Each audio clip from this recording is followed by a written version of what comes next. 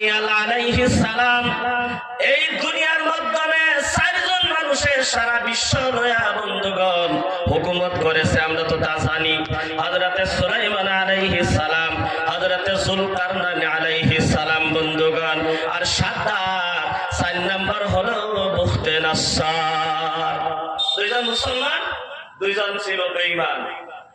এই সারা দুনিয়ার মাধ্যমে এই 4জন মানুষের সারা দুনিয়া তারা হুকুমত করছে। তার মাধ্যমে সর্বশেষে বুখতে নাসসার, আমি সংক্ষেপে বলি যেহেতু সময় কম বন্ধুগণ, তার জেলখানার মাধ্যমে বহুত উলামায়ে কেরামরে বন্দী করলেন। বন্দী কইরা বলতেছে, তোমাদের জ্ঞান কতটুকু আছে, তোমাদের জ্ঞানকে আমি চেক আপ করবো, আমি দেখবো তোমাদের জ্ঞান কত, তোমাদের ইলমের পাওয়ার কত। তোমরা যে আল্লাহ আল্লাহ বলো, আল্লাহর দাওয়াত দাও, দ্বীনের দিকে আহ্বান করো। ওমান আহসানু কাওলাম মিম্মান দাআ ইলাল্লাহি ওয়া আমিলা সালিহা। ওই মানুষের থেকে সর্বশ্রেষ্ঠ দুনিয়ার জমিনের মাধ্যমে কে হতে পারে? আল্লাহর সাথে যেই মানুষটা সব সময় মানুষদেরকে আল্লাহর দিকে আহ্বান করে। ওই বুখতে নাসসার বলতেছে, তোমাদেরকে আমি পরীক্ষা করব, তোমরা কেমন, তোমাদের ঈমানের পাওয়ার কত, তোমাদের ইলমের পাওয়ার কত। বন্ধুগণ, হযরতে দানিয়েল আলাইহিস সালাম ওই সময় বুখতে নাসসারের জেলখানার মাধ্যমে বন্দী ছিলেন। আল্লাহ তাআলা দানিয়েল আলাইহিস সালামকে ওই জেলখানার মাধ্যমে নবুয়ত দিয়া নবী বানাইছিলেন। সুবহানাল্লাহ। হযরতে দানিয়েল আলাইহিস সালাম ওই এলান শোনার পর বলতেছে, আবার বলতেছে, কেউ যদি না বলতে পারো, যারা ঈমান ঈমান ঈমান ঈমান দাবি করো, তাদেরকে সবাইকে লটকায়া ফাঁসি দিয়া মাইরা ফালাইবো। আর না হয় আমি তোমাদেরকে সেই পরীক্ষা করব, পরীক্ষার মাধ্যমে পাস করা লাগবে। ফেল করলে খবর কিন্তু খারাপ হইব। বলতেছে, পরীক্ষাটা কি? বলে, আমি একটা স্বপ্ন দেখছি, এই স্বপ্ন আমার মনে নাই কি স্বপ্ন দেখছি, ভুলে গেছি। এই স্বপ্ন বলা লাগবে, 2 নাম্বার স্বপ্নের ব্যাখ্যা করা লাগবে। হ্যাঁ, নিজে কি স্বপ্ন দেখছে এটা ভুলে গেছে গা, এর নিজের মন নাই, তারটা আরেকজনে করে দিব। পরীক্ষা দেখছো লাগছে কি কোশ্চেন গুলা, সবার সম্মুখে যখন বলল, সবাই আচরিত হয়ে গেছে। কি বলে, কি বলে? এ পাগল, তোকে বাদশা কে বানাইছে? তোর মাথা ঠিক নাই, তার ছিঁড়া গেছে, পাগল হয়ে গেছো। তুমি দুনিয়ার মাধ্যমে কিভাবে দুনিয়া চালাইবা? তোমার স্বপ্ন কে বলতে পারবে? আবার স্বপ্নের ব্যাখ্যাও করা লাগবে। স্বপ্ন তো তোর মনে নাই, তোর স্বপ্ন আরেকজন মনে রাখবে। ওই সময় দানিয়েল আলাইহিস সালাম জেলখানার মধ্য থেকে আওয়াজ দিছে, ভাইরা, চিন্তার কোনো কারণ নাই। আল্লাহ যাদের সাথে আছে, দুনিয়ার মাধ্যমে তাদের সমস্যা থাকতে পারে না।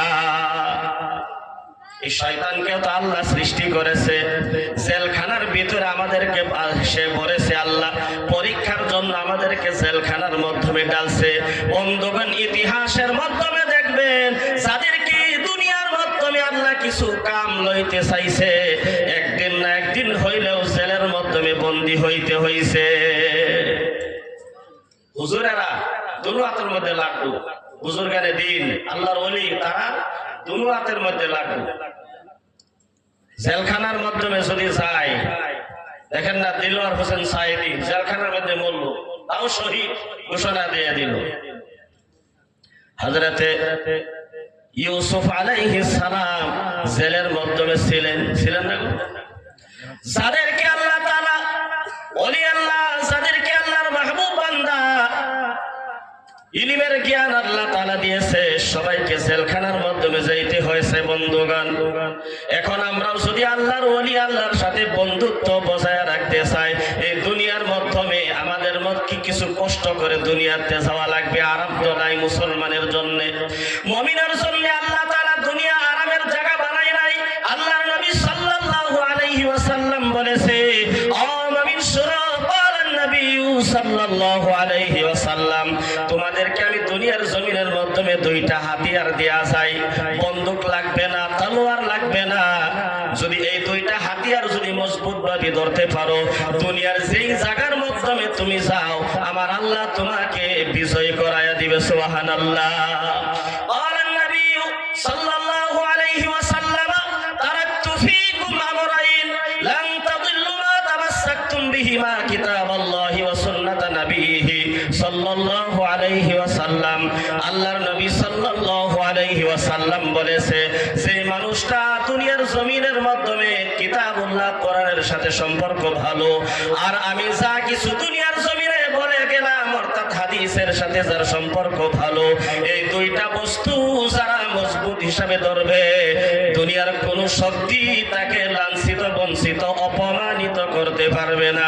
এই গ্যারান্টি একমাত্র বিশ্ব নবী দিয়েছে। সুবহানাল্লাহ।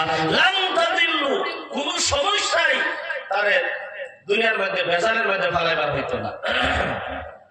বন্ধুগণ, দানিয়েল আলাইহিস সালাম বলতেছে, ভাইরা আবার শুনো, দুনিয়ার মাধ্যমে যার সাথে আল্লাহ আছে, যার সাথে আল্লাহর বন্ধুত্ব আছে গো, তার দুনিয়ার জমিনের মাধ্যমে কোনো অসুবিধা হইতে পারে না। বাদশা যেই কথা বলছে, বলে দাও বাদশা, তোমার কথার উত্তর জেলখানা থেকে একজন মানুষ দিবে বলে বলছে। বাদশা কয় আচরিত হয়ে গেলাম, জেলখানার মধ্যে বন্দিও তো পাওয়ারফুল মানুষ কোথা থেকে আসলো? বলতেছে তারিখ দাও, তারিখ মতনে প্যান্ডেল সাজাইতে দাও, সকল মানুষদেরকে সেই জায়গার মাধ্যমে দাওয়াত দিতে বলো, আমি ওই জায়গার মাধ্যমে আয়েশা তার স্বপ্ন বলবো, স্বপ্নের ব্যাখ্যাও বলবো, যদি না বলতে পারি সবার সম্মুখে আমাকে কতল করে দিবে, আমার কোনো আপত্তি নাই। যেরকম খেলা হ্যাঁ পাচ্ছে, খেলার চেষ্টা আমি করবা। আল্লাহর নবী যেহেতু নবী, নবীরা কোন জায়গার মধ্যে অসুবিধা হইলে সহায় কার কাছে চাইতো গো? আল্লাহর কাছে চাইতো। জেলখানার মাধ্যমে সেজদা দিয়ে দিল, জেলখানার সেজদা দিয়ে আল্লাহর ডাক দিছে। আর আমরা আরামের বিছনা পায়া এরপরে ফজরের নামাজের সময় যদি আজান দেয়, 5 দিনের কাজা একদিন ফেরালাম না। শীত তো আর আইতো না, কম্বল তো সব দিন থাকতো না, গরম আয়া করবো, আর আরাম কয়দিন করবাম। নবী যাদেরকে আল্লাহ তাআলা জান্নাতের সার্টিফিকেট দিছে, যাদের জন্য জাহান্নাম হারাম, এরপরেও তারা কোনোদিন সেজদা ছাড়ে নাই। আর আমরা জান্নাতে যাওয়ার কোনো গ্যারান্টি নাই, যে আকাম কুকাম আমরা করি দুনিয়া, এরপরেও আমরা নামাজের কোনো ধার ধারি না। বন্ধুগণ, একটা কথা মনে রাখবেন, দুনিয়ার থেকে যাওয়া 100% গ্যারান্টি,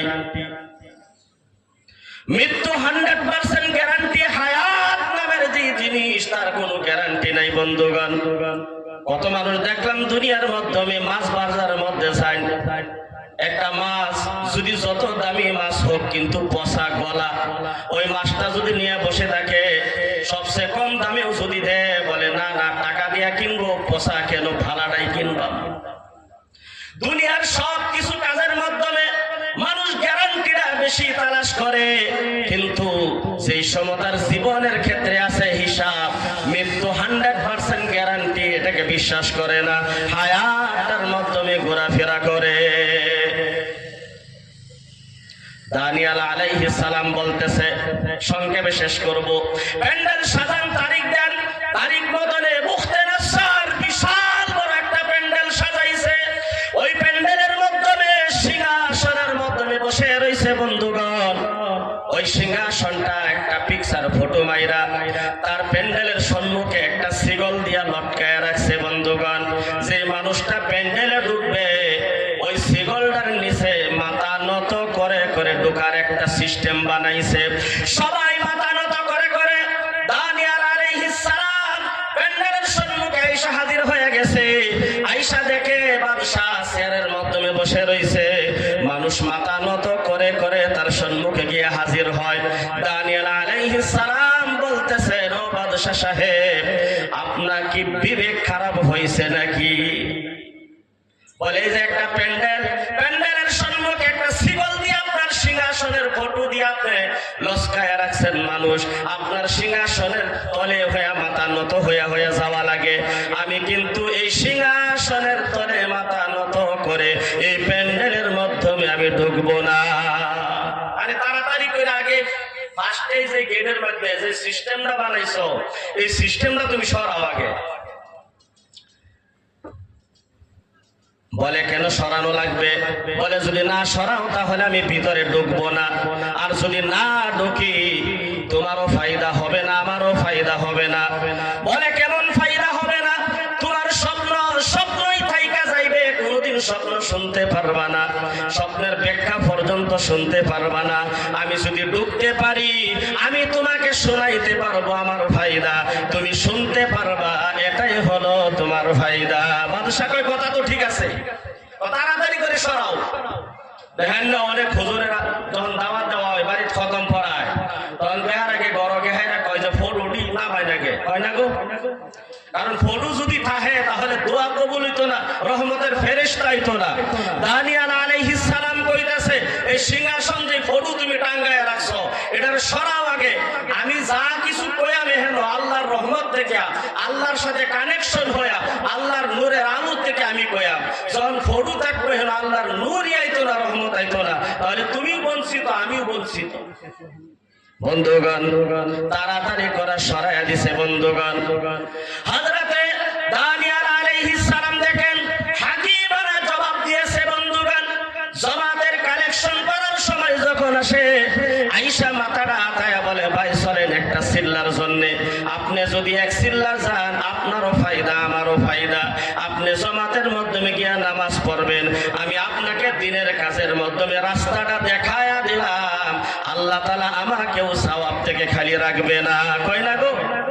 বন্ধুগণ, হাকিমানা উম্মত ওইটা কোথা থেকে এসেছে? বিশ্বনবী মুহাম্মদুর রাসূলুল্লাহ সাল্লাল্লাহু আলাইহি ওয়াসাল্লাম সমস্ত পয়গম্বর, সমস্ত নবীদের ইতিহাস নবীর জানা ছিল। সমস্ত নবীর ইতিহাসগুলো সাহাবায়ে কেরামকে জানায় বলছে, ও সাহাবা শুনেন, আমি সমস্ত নবীদের ইতিহাস আপনাদের সম্মুখে শোনায়া একটা কথা বলি, আপনারা কিন্তু আমানত হিসাবে আপনাদেরকে দিয়েছি, আমার উম্মত যাতে সে আমানত তারা পায়, আপনারা পৌঁছায়া দিবেন। বন্ধুগণ, দানিয়াল আলাইহিস সালাম বলতেছে, আমাকে একটু আগাইতে দাও, তোমার সম্মুখে যাইতে দাও। সবাইকে বলল রাস্তা সাইড করো, একটা সিংহাসন সম্মুখে লাগাইয়া দিলেন। বলতেছে, বলো বলো, স্বপ্নে আমি কি দেখছি আগে সেটা বলো। বলে, আমি স্বপ্ন কি দেখছি, স্বপ্নটা আগে কও।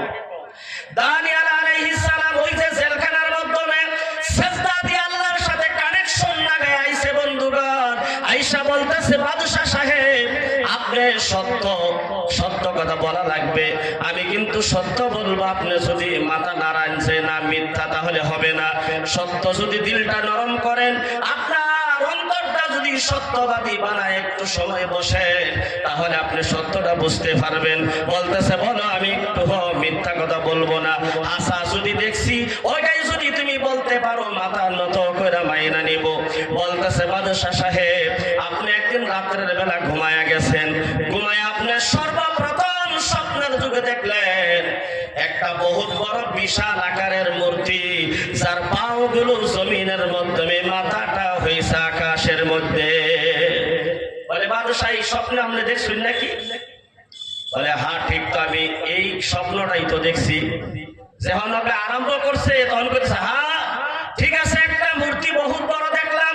এরপরে বলো, আমার একটু একটু করে মনে হইতাছে সিরিয়াল শুরু হয়ে গেছে।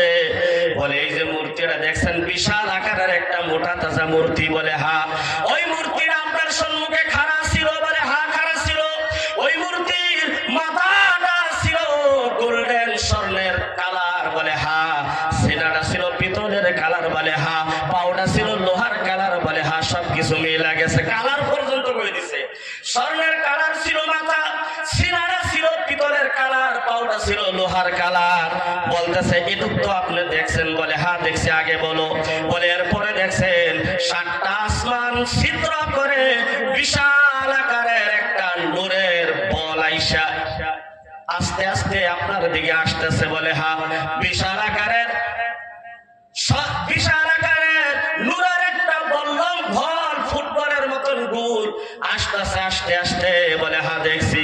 বলে, আসার পর সর্বপ্রথম কোন জায়গার মাধ্যমে পড়েছে? বলে, তুমি বলো, আমার এখন মনে হয়েছে।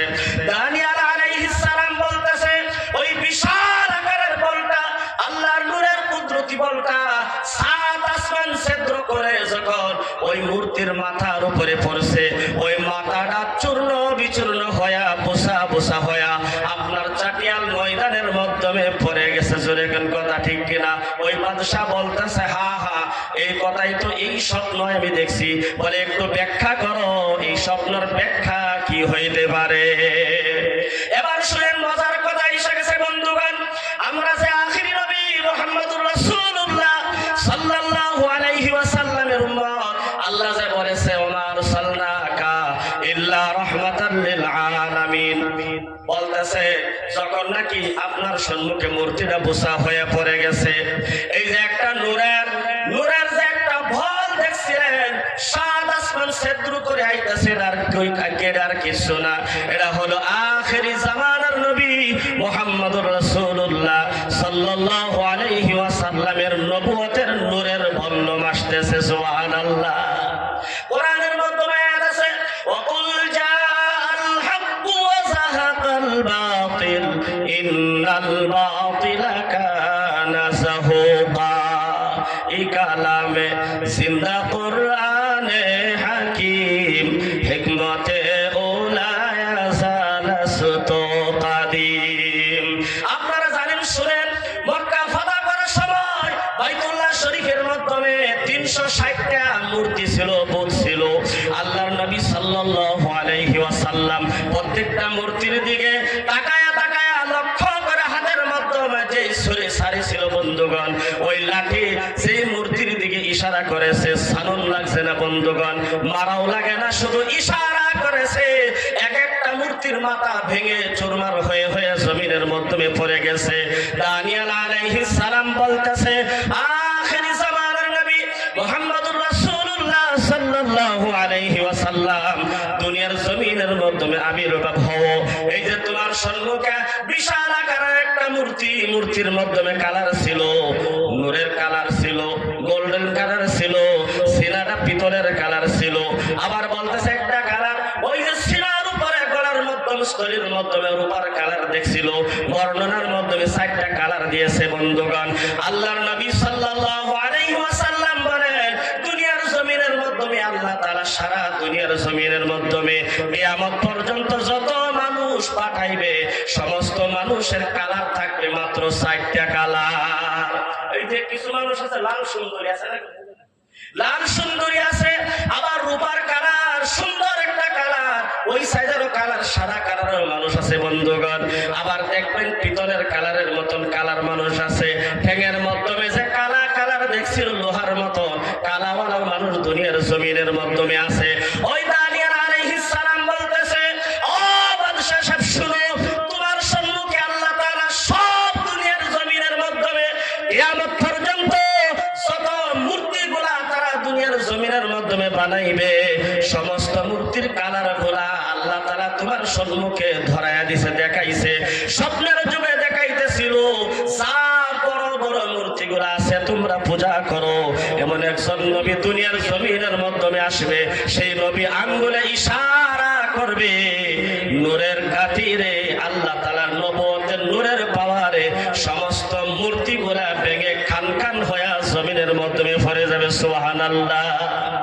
ওই দানিয়েল আলাইহিস সালাম ইতিহাস পড়ার পর কিতাবের মাধ্যমে লেখা বলেছিল, আল্লাহ আখিরি নবীর এত পাওয়ার থাকবে, আমি তো ওই নবীর উম্মত হইতে ভালো, আমি যদি উম্মত হইতে পারতাম আমার কপালটা খইলা যাইতো। আল্লাহ তাআলা বলেন, সাবাকতা মিনহুম, তুমি অনেক আগে দুনিয়ার জমিনের মাধ্যমে আইসা গেছো, অনেক আগে আইসা গেছো, তুমি তো উম্মত হইবা কি, নবী আরো বহুদিন পরে আইব। দানিয়েল আলাইহিস সালাম আল্লাহর কাছে দোয়া করেছিল, আল্লাহ আমি তো ওই নবীরে পাইবো না, কিন্তু আল্লাহ ওই নবীর উম্মত কেউ তো দেখতে পারবো না, আল্লাহ তোমার কাছে একটা দোয়া করি। আল্লাহ বলেন, বলো তুমি কি চাও? বলে, আল্লাহ আমি দোয়া করি আখিরি নবীর উম্মত আসা পর্যন্ত আল্লাহ তুমি আমার লাশটা জমিনের মাধ্যমে তুমি ফসাইও না, ঠিক রেখে দিও, যাতে করে আখিরি নবীর উম্মতে আমাকে হাত দিয়া কাফন করায়া যাতে তারা দাফন করে। এই একটু বরকত আমার নিতে দাও আল্লাহ। আল্লাহ দোয়া কবুল করছে। দেখেন, নবী পর্যন্ত এই নবীর উম্মতের হাতের ছোঁয়া খায়া দুনিয়া থেকে কাফন কইরা যাইবার লাগে আশা তারা কইরে, এই আশা করছে নবী পর্যন্ত। আর এই নবীর উম্মত আমরা পাওয়ারটা দেখছে, আমরা ইমানের পাওয়ারটা দেখছে। ওহন যদি এই যে সামনে এই যে সবের মাঝে যদি কুকুর হাফ যদি একটা শীষ মেরে খাড়া হয় প্যান্ডেলের তলে থাকবো কে হই কেমন শুরু হয়ে গেছে জাতির ধান বাসাইবার লাগিয়া এই যে আমরা হুজুরে কইছে একজন জিজ্ঞাসা যে হুজুর আপনারা খালি জাহান্নামের বয়ান করুন হাসরের বয়ান করুন যে ভূমিকম্প হইব সবকিছু তেহেস তেহেস হয়ে যাইব গা এই বস্তুটা কি সৃষ্টি হইব আমার তো বিশ্বাস হয় না কারণ হুজুর করতো আল্লাহ তাআলা অনেক দিয়া যে আল্লাহ তাআলার পক্ষ থেকে হুজুরে কইছে তোমার আমি একটা উদাহরণ দেই বলে হুজুর দেনছে দেখি বুঝবার নি পারি ধরো তুমি 4 বন্ধু মিলায় হেঁটে জঙ্গলের মধ্যে গেছো লোড়া লয়ে গেছো লোড়া লয়ে বুঝছেন পায়খানা করবার লেগে গেছো সবের হাত লোড়া তখন সবাই আবার গোল মিটিং করে এক জায়গার মধ্যে পায়খানা করবার লেগে বইছো ধরো তোমরা থেকে আধা কিলোমিটার ধরো দৌড়াফির বম যদি একটা ফোটে আর যদি গম পাও বম ব্রাস্ট হইছে তখন তোমরা কিবা দৌড় পারবা কোনো বন্ধুর লগে তোর পায়জামা থাকতো না পায়জামা তো ফিন্দা নাই সবই পায়জামা সাইডাই ভাগবো জান বাঁচাইবো পায়জামা নি বানাইন যাবো জান তো আর বানাইন যাইতো না অহন যদি তুমি কেউ রে কইবার যাও যে বন্ধু তোমার ফিন্দ তো পায়জামা নাই তাহলে তুমি মরবা অহন হেন কি করবা বলে হুজুর জার্জের জান জাতি বাঁচাইবো পায়জামার দিকে কেউ লক্ষ্য থাকতো না হাসরের মাঠটা এরমই বা আমরা যে কই তোমরা রে বোঝাই যে ইয়াউমা ইয়াফিরুল মারউ মিন আখিহি ওয়া উম্মিহি ওয়া আবিহি ওয়া সাহিবাতিহি ওয়া বানিহি লিকুল্লি ইমরিইম মিনহুম ইয়াউমা ইযিন শাআনু ইউগনি ঠিক এরকমই অবস্থা হইবা হাসরের দিন কেউ রে কেউ চিন্তা না এই সব কথা শোনার পরেও কি মানুষ অহন মসজিদমুখী হইতাছে এই যে সব উচ্ছেদ যে হইছে আমরা তো আগে থেকে কিরকম আফসোস করি এদিকে নিউজের মধ্যে দেখলাম যেই জায়গার মাধ্যমে মানুষে এখন সবের ভুলগুলো অন্যায়গুলো সামনে রেখে তওবা করা উচিত ছিল যে আল্লাহ কোন অপরাধের কারণে এই জমিনের মধ্যে থাকবার পাইতাছি না যেহেতু তুমি বলছো লিল্লাহি মা ফিস সামাওয়াতি ওয়া মা ফিল আরদি ওয়া মা ফিহিন্না আল্লাহ তুমি বলছো এরপরও থাকবার পাই না কেন কিন্তু এই সময় একদিক দিয়ে উচ্ছেদ হইতাছে আরেক দিক দিয়ে মানুষে লেঙ্গা ছেড়ে নেন না চাইতাছে অত লেঙ্গা কইলেই ছিল যে পাতলা কাপড় পিন্ধে নাচতাছে আমরা দেখছি তো মোবাইলের মধ্যে আবার এটা করে যে হুজুরেরা এটাও দেখে হুজুরেরা মানে অন্যায় যদি একটা কইরে আলো শুরু কাটবো তাহলে আর উপায় নাই কিন্তু এগুলা বর্তমান যে সময়ে চলতেছে আমরা যদি এখন পর্যন্ত শিরা না হই এই যে ব্যাঙ্গে আর হাবে বলে দুস্তি আছে বন্ধু আছি তখন দুইজন আলাপ করতেছে বন্ধু আনলে তো বহুত গুণ যে বড় করে ডাক দিন মেঘের লেগে যে ডাক দিন আমরা ডাকুন উপরতে মেঘ পরে আমরা হাফেরাও কিছু পানি পাই আমরাও কিছু রাহাত পাই আসান পাই কিছু বুক মাহর দইরা আমরাও সাইজ কবরার পাই আলাপ করতেছে একজনে আরেকজনের গুণ বয়ান করতেছে তখন ভেঙ্গে কইতেছে বন্ধু আন্যের গুণ তো কম না সবকিছুই ঠিক আছে আপনি যখন এই যে শ্বাসটা ধরে মানুষের ডর দেন পানাটা ধরুন এটা খুব ভালো লাগে কিন্তু একটা বস্তানের ভিতরে খারাপ আছে আপনি যখন আইকা যায় এবার তেরা মেরা হয়ে যান এটা আমার ভালো লাগে না তখন হাবে কইতেছে বেয়াদব আমার সামনে খারাপ হয়ে আমার বদনাম কর তার মানে লেঙ্গুরটা দিছে একবারই হেগে পড়ছে পানি ব্যাংক তো আর পানি ধরে মরে না এরই তার জীবন বড় ব্যাংক আছিল যখন পানির শব্দ পাইছে তখন পাশে কিছু আল বয়লা মানুষ আছেন আল বাইতেছে খেত হাতের মধ্যে হলা আরে কি পানির শব্দ হয়েছে সাহেবে হাফ বিরাট বড় একটা তখন মানে সবই হলাটা মিল্লা তারে সাইজ করছে বাইরে সিধা করছে তখন ব্যাংক কিছুক্ষণ পরে পানির থেকে উঠে আয়া হেরিয়া উঠছে দেখে সিধা হয়ে হইতে রয়েছে তখন সামনে যায় একবার আবার পাশে আয় এতে করে আর কথা মাসি নাক দেখামায় এমুকা বাইরে হইতেছে তখন যে না দুস্থ বন্ধু তো আর নাই বুক করে দুনিয়াতে বিদায় হয়েছে তখন গিয়া কো বন্ধু সিধা তো হইছুন জিন্দা থাকতে হইলেন না মরার পরে হইছুন আমরা ঠিক হইয়াম এই যে করোনার বেমার আইছিল মানুষরে যদি নাও করা হইছে যে মসজিদের মধ্যে মানুষ তো মাত্র মুয়াজ্জিন ইমাম সাহেব মুয়াজ্জিন একজন মুসল্লি 3 জন নামাজ পড়া লাগবে এই সময় মানুষে কুস্তি করার মতন প্রস্তুত হয়ে গেছে না মসজিদ ছাড়া তাহলেই যেত না যখন বেমার শেষ হয়ে গেছে আর হারা গেছে, ও আর এই যে একবার বলে ডাক্তার হসপিটালে তারে ভর্তি করাইছে, তখন ডাক্তারে কইছে আইনার বাঁচতাই না, মারা যায় ভাই। তখন স্যারারে ডাক দিছে, আমার ফুলা একজন বয়ে রয়েছে বাইরে, ডাক দিন। সন্তান বাবার সম্মুখে যাইয়া হাজির হওয়ার পর বলতেছে, সন্তান রে আমার, অনেক কষ্ট করছি, অনেক কথা আমার মানছ, সর্বশেষে একটা নসিহত করি, আমি তো জীবনে নামাজ কালাম পড়ি নাই। মারা যাওয়ার পর কাফন দাফন করে যখন লাশটা সম্মুখে নেবে, অনেক মানুষই দেখবে, আয়েশা দেখবে নবাব সিরাজউদ্দৌলা তার মুখের মাধ্যমে তো দাড়ি নাই, কেরম মুসলমান ছিল, অনেকেই হুজুরেরা পর্যন্ত গালাগালি করতে পারে, কি কাম আছে, মৃত্যু পর্যন্ত দাড়িটা আর কাটবো না, তুমিও আর সাইজ করে দিও না, এক আমল কইল, দাড়ির মাধ্যমে ছুরি ব্রেক লাগায় না, দাড়িটাও ফালায় দিও না, মরার সময় মানুষে দেখলে যাতে বলতে পারে না না মানুষটা নামাজ না পড়লেও কি হবে, মুখের মাধ্যমে দাঁড়িয়ে আছে। হায়াত যতদিন আছে হ্যাঁ ততদিন বাঁচবো না গো। ডাক্তারের কথা মোতাবিক যেই কথা ডাক্তার বলছিল ফেল হয়ে গেছে, মানুষটা আল্লাহর হায়াতে বাইসা গেছে, আল্লাহর রহমতে বাঁচছে, হায়াত আছে, বাঁচবে।